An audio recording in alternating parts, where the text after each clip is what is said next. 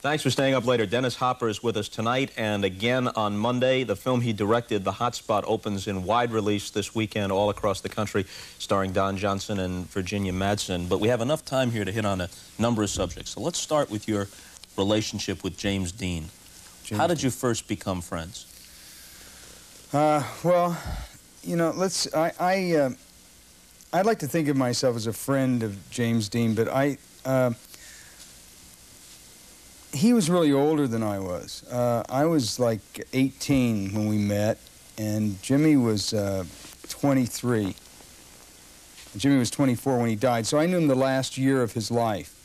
And it was really a working relationship, and he became like a teacher-student relationship more than being a friend that went out and hung out and got high and drunk and did things and went on double dates and things like. It wasn't really that kind of relationship. We did 2 films together. We did Rebel Without a Cause and Giant. And on Rebel,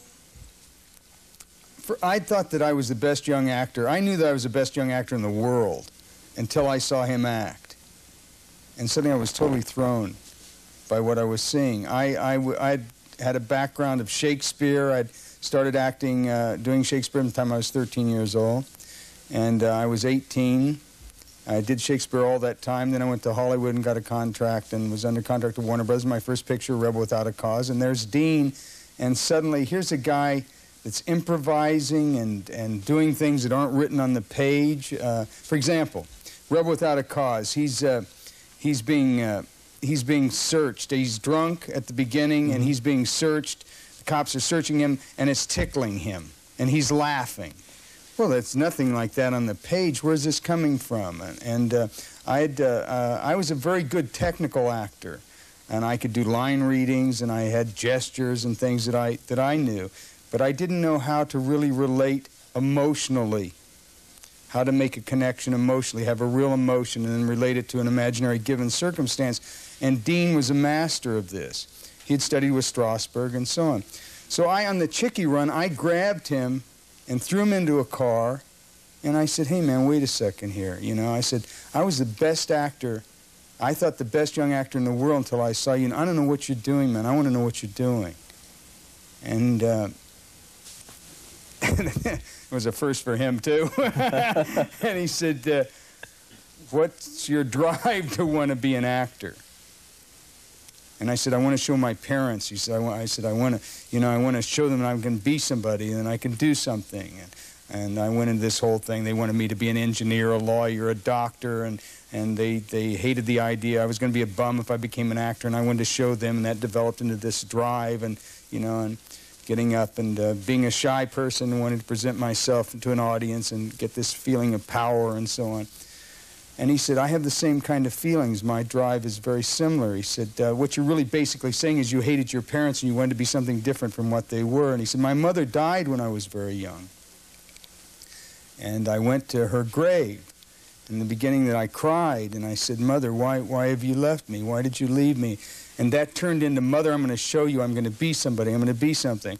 And he said, so we have similar kind of drives. Now, he said, I tell you, he said, you're a very good technical actor, but he said, you've got to start doing things and not showing them. And I said, what do you mean doing things and not showing them? He said, the simplest thing. He said, like drinking a drink, you know? Just drink the drink. Don't act drinking. You got to learn how to just drink it. He said, first you're going to be very uncomfortable. There's going to be cameras there. There's going to be, you know, things that are going to bother you and so on. And he said, but you just have to learn to, like, relax and drink it when you feel like drinking it. He said, if you're smoking a cigarette, just smoke the cigarette. Don't act smoking the cigarette. So when somebody knocks on the door, you go and answer the door. Then you see they've got a gun in their hand. Then he said you get into a moment-to-moment reality situation, and you never presuppose how you're going to react to what's going to happen next. Which sounds great, but how many people are blessed with the talent to actually put that into action? Everybody can understand it. Yeah. How many can do it? You got to want to do it. How many people hate their parents? I mean, that's let's start there. Anyway, so yeah, it's weird. So you know, anyway, that was the beginning of a relationship. So when we go on into Giant, this is in Rebel Without a Cause. Yeah. We go on into Giant. He starts secretly coming and watching me doing scenes. and then discussing them with me afterwards. And then when he starts getting old in the picture, starts putting on the old makeup and becoming the old man, he has me off watching him, saying, am I old? Am I looking old?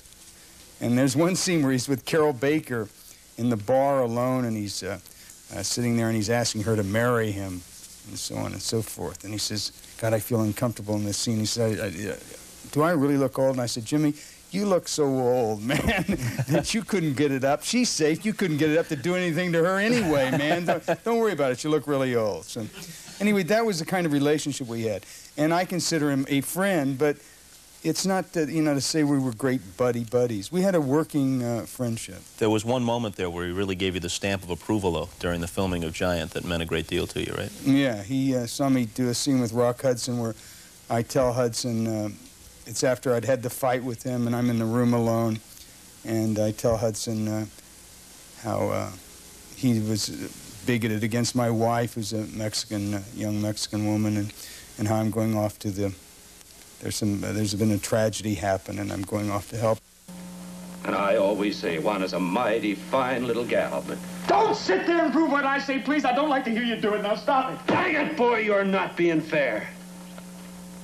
When that ruckus started down there tonight, who went after Rink? Your old man. And who took him to count? Your old man. And why? Why? Because I... Because of my wife? Yes. No. No, because your son, Jordan Benedict, descended the long, proud line of Rieta, got knocked right flat on his back in front of old Texas. That's why.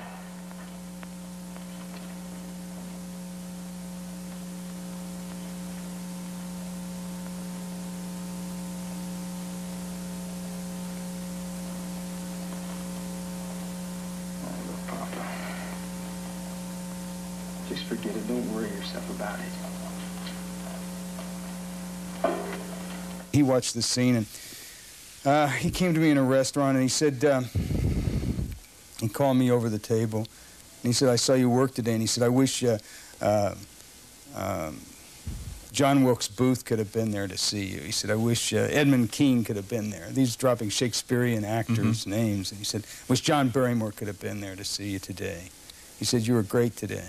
So I started tearing up, and tears started rolling down my cheeks. And he said, I appreciate your crying. He said, you're showing me that this is like, tears of appreciation, showing me that it means something to you, what I'm saying to you. But he said, someday maybe you'll be able to, like, really have an emotion in front of a camera. And he said that it will be so strong that when you show a real emotion, you can't be in front of that person, but you have to leave the room because you're overcome with emotion. He said, this is just tears of appreciation. He said, try to avoid that in movies. If you really have to cry, really cry. And the kind of tears that you have to leave the room and then stay and see where you are. And a couple of weeks later, he was dead. So. Do you remember how you heard of his death? Yeah, I was sitting in a theater. I'd gone to the theater with my agent. I was going to go to the race, but I had to work. And it was a weird thing, He went into this, we'd almost finished Giant. We had a couple of weeks to go, and we'd almost finished. And he went into this monastery, a silent order down in Malibu, and he'd went there for 3 days, and he came back out. And I'd never seen him in a tie, suit and tie before. And he had gone and he had gotten a haircut and he put on a suit and tie, and he was going off to race, and he came around and said goodbye to everybody. Like maybe something was going to happen in the race. He didn't know. Stevens hadn't allowed him to race during the shooting of the picture. George Stevens, the director. George Stevens, the director. And he had spent all of his money buying this Porsche that he died in. So anyway, I was in a theater, and my agent went out. Somebody came and got him, and he went out, and he came back in. And he looked he said, I've got something terrible to tell you. And I said, somebody in my family's dead. And he said, no. He said, James Dean is dead. And I punched him, and then the lights went out. He said, I want you to promise me you won't leave the theater and when I tell you this. And he said, James Dean's dead. And I hit him. Then the lights went out, and then this light came up on the stage. This spotlight just went boom, The stage was empty. And I left. I left.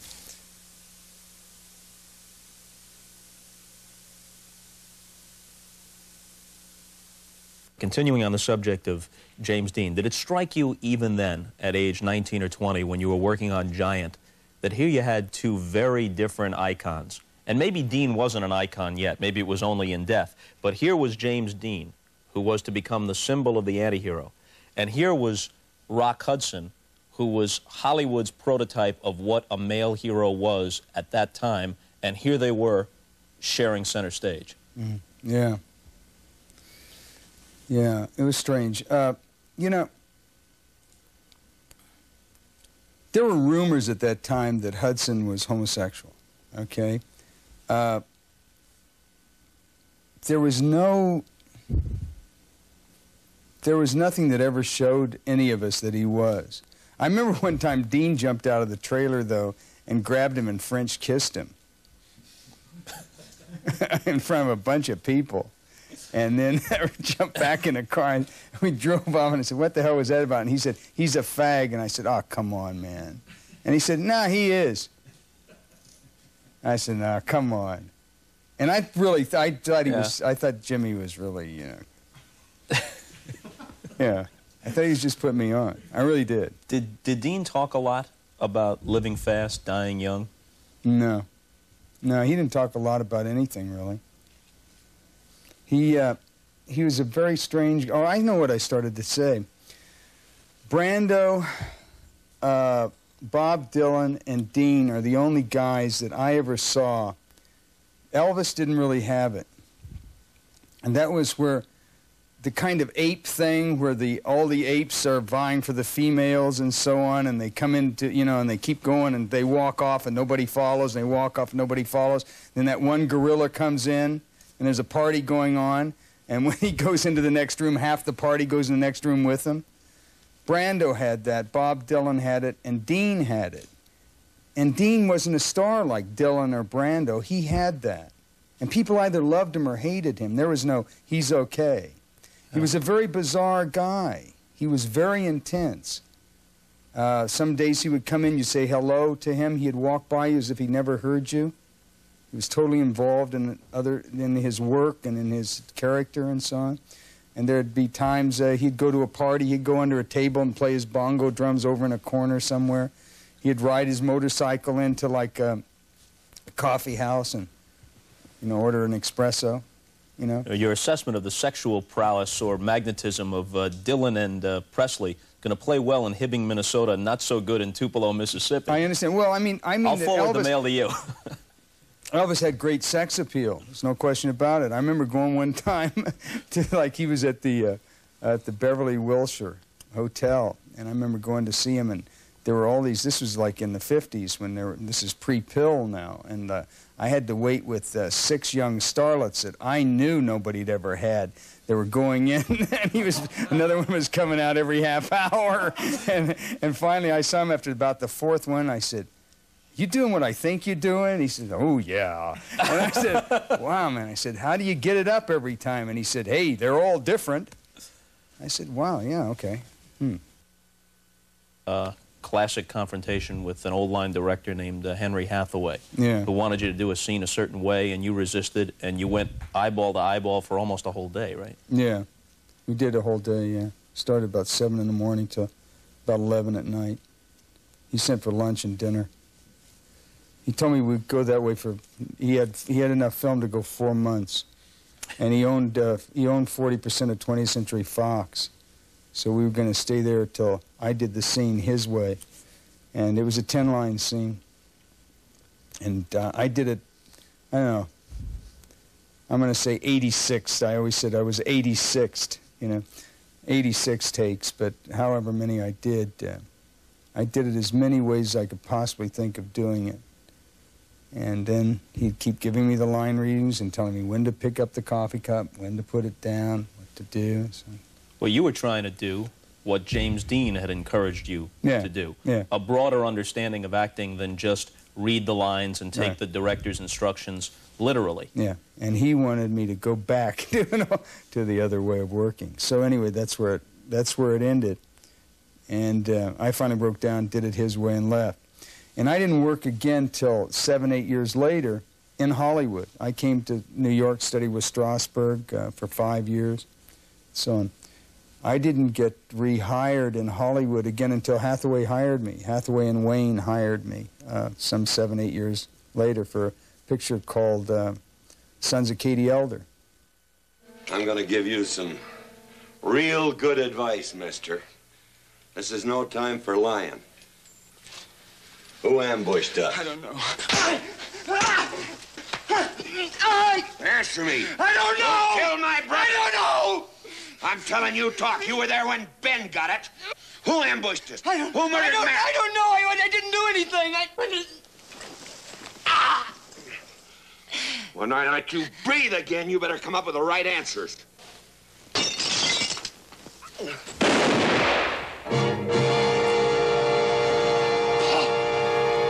I didn't tell him. I wasn't gonna talk. I wasn't gonna tell him.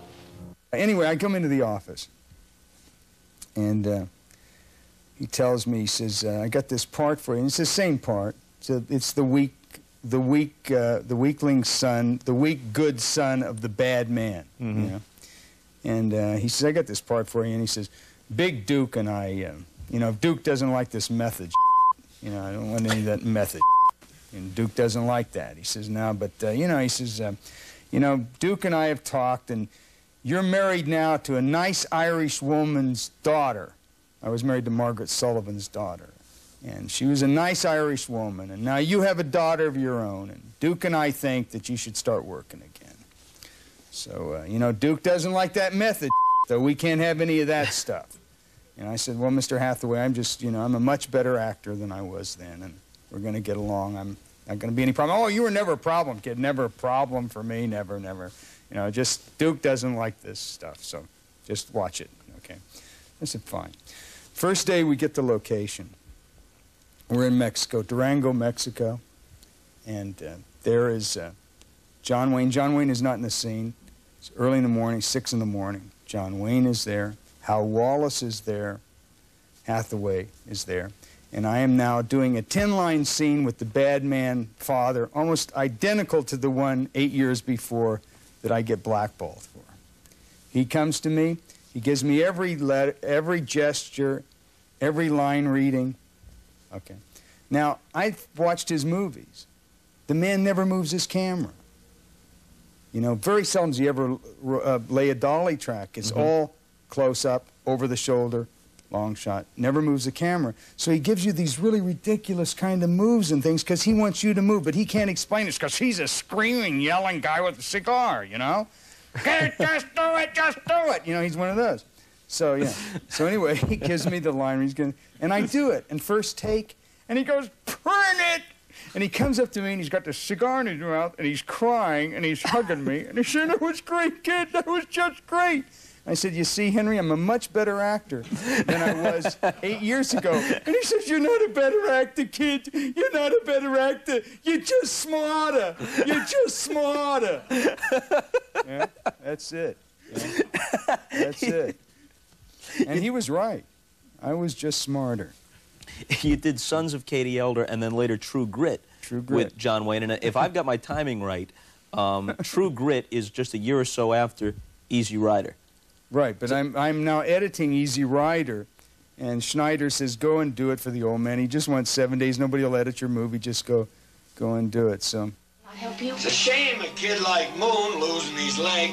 Too young to be hopping around on a willow peg. Loves to dance too much. Sports. You trying to get at me again? I'm getting at you with the truth. We seen Ned and Hayes 2 days ago at McAllister's. You blow and I'll kill you. I'm played out, Quincy. I gotta have a doctor. I'll tell what I know.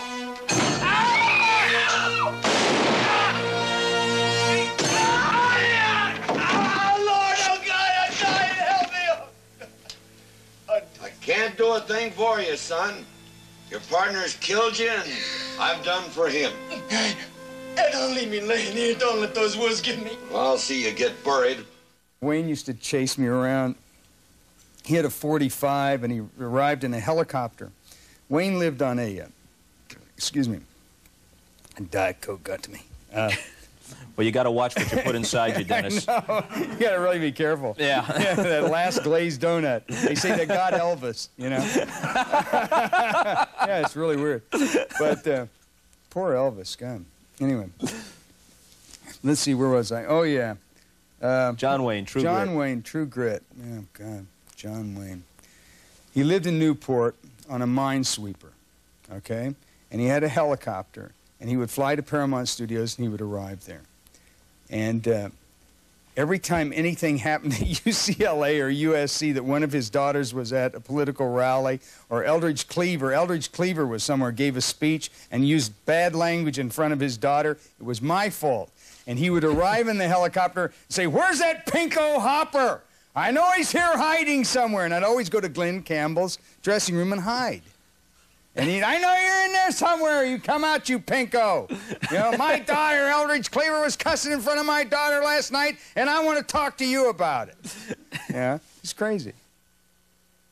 Problem here has been that Dennis Hopper, as you see, is a little bit reticent. So we're going to have to keep him over until Monday and try and loosen him up a little bit, at which time we'll talk about The Hot Spot with Don Johnson and Virginia Madsen and Jennifer Connelly, which opens around the country this weekend. It's already been in theaters in some parts of the country already. So have a good weekend, everybody, and Dennis Hopper is back here again on Monday. See you later.